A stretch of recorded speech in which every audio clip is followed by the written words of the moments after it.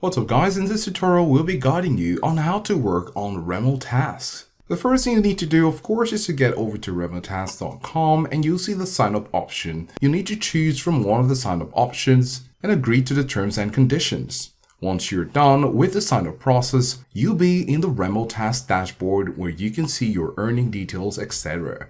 At the top, you have some tabs such as dashboard, task log, balance, onboarding, missions, feedback, and support. Now to unlock projects or tasks, you'll need to go to the top right corner where you can see your account name. So click on it, and then in the drop down, you can click on account.